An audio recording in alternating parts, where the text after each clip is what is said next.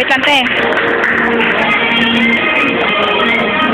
Good evening, ladies and gentlemen. The class prophecy of former St. Benedict, school year 2011-2012. Realization sink in, I was taking my early morning walk on our campsite.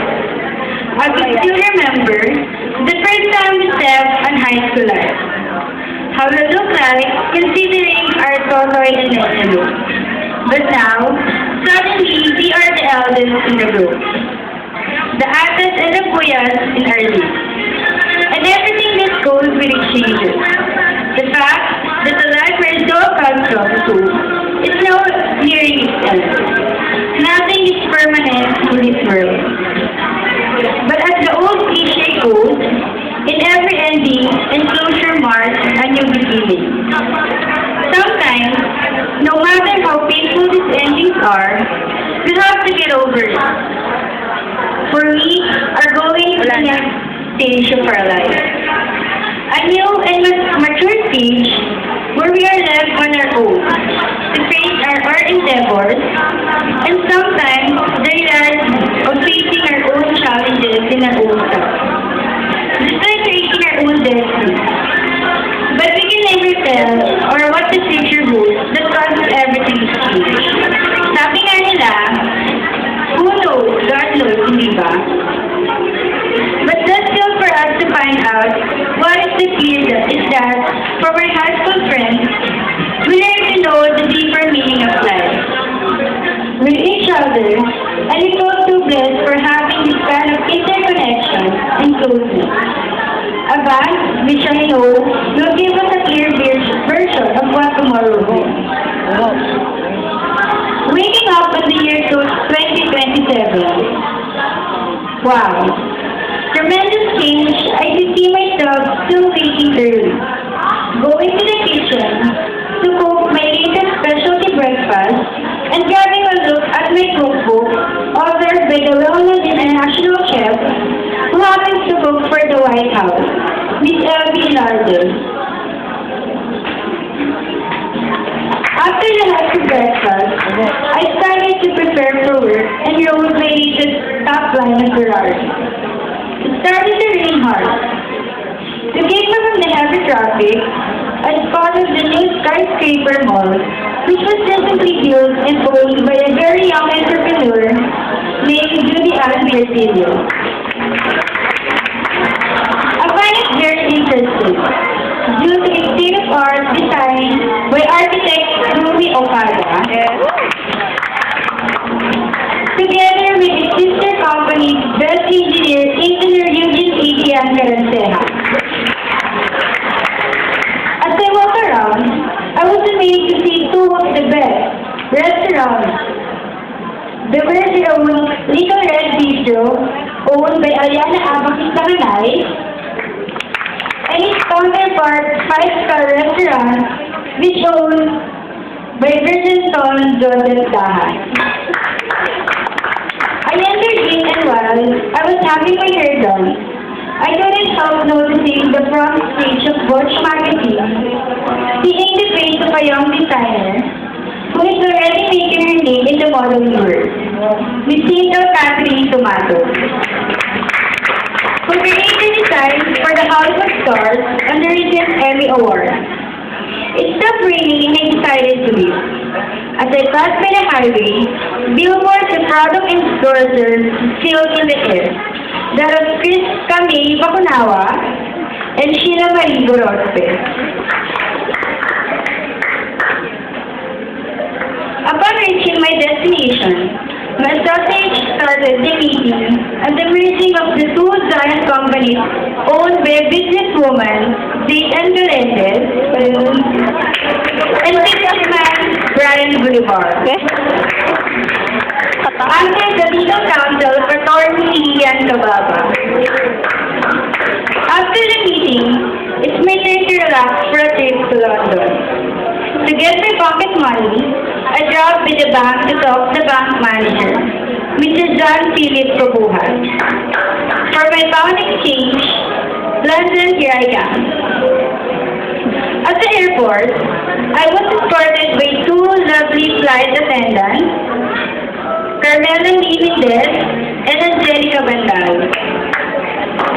As we were walking towards the plane, I saw a man in disguise.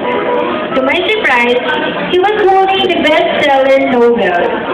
As he came near, I noticed the well-known author, Don Nico Alojela. He was seated beside me.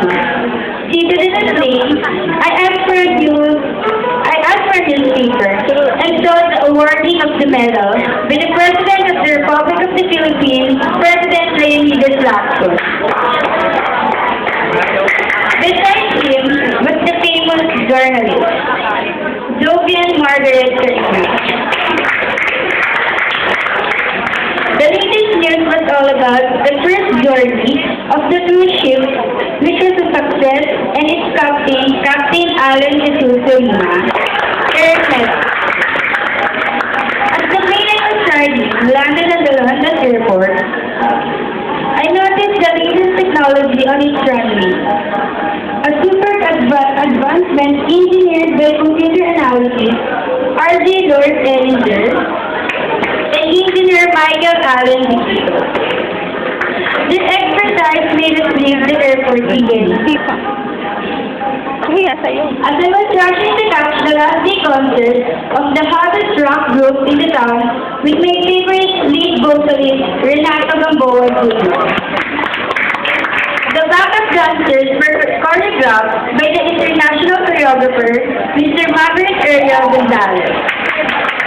The concert was a success as I expected it to be. My pleasure trip is also my way of looking for my next masterpiece, for my one-man show. So, I decided to visit the beautiful marina of Great Britain. As I approaches the breathtaking scenery, I saw engineer Stanislaw Guado, the well-known marine engineer who happens to pass by the marina. He told me about the top of the town virtual hospital, the very first in the world. After my walk, I was eager to visit this hospital to find out the latest culinary technology. In the virtual hospital, I happened to meet the hospital director, Dr. Christian Orisha. Together with the hospital's prime stockholder, ophthalmologist Dr. Carlita Tatay. It was actually a virtual hospital. I enjoyed the trip, and I was preparing for my one-woman show and saw myself in the London Photography magazine. First prize winner in the Pulitzer Prize from the Philippines' famous photographer, Maria Angelica Reyes. Wow! On my way back home to the Philippines, I saw an invitation on my table. Old feelings started to creep back. My high school life. An invitation from my St. Jerome family. High school reunion, batch 2012. Familiar faces crept over my mind. Our school director, Engineer Bonifacio I. Luna Jr., a philanthropist who aids in supporting the funds for Africa's feeding program by planning concerts of international artists, together with his lovely wife, Mrs. Elisa C. Luna, who now owns the biggest chain of bake shop. Our beloved Vice Principal for Academic Affairs, Mr. Winston Jerome Luna, with his own talk show, Cooking Up with the Chef With. It's a success in the field of food industry. Coming up with his super music. Our beloved advisor, now, Mrs. Margie Clave Arevalo, a mother of two little angels, at her own culinary school on that Marina's Village. Our high school coordinator, Mrs. Victoria Macapilla, still the subtle DepEd consultant who shares her expertise in biology. Miss Pina Santiago, I'm surprised to know that she's a computer icon with her latest invention that I heard will phase out the well-known Apple. Miss Olivia Tatas, the dog, Save the Room, is now a dog talk show host who inspires mothers, most especially single mothers with her tips for happiness. Miss Arlene Deloso, now a great designer in Paris, happily married to her Italian husband.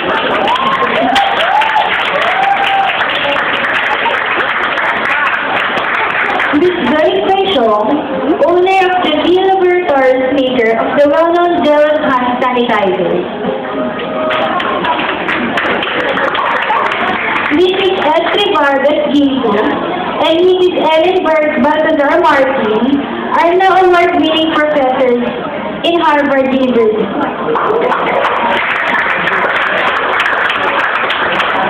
Miss Aileen Deloso, a fulfilled model and now a dream instructor.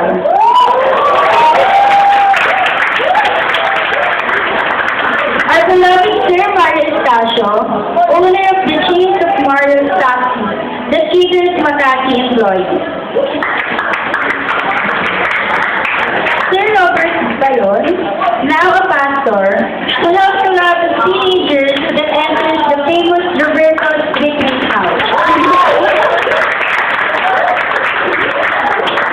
Teacher Dorothy Tigan, President of the Association of Disc Jockeys around the world. Such a great surprise to meet them again. Not to mention the famous banker who happens to own the hotel where the high school reunion will be held, Mr. Roddy Maidabret, with his hotel manager, Dana Alexandra Vexona. It will be a wonderful night to attend. I was looking forward for this once in a lifetime event. Wow, thank you very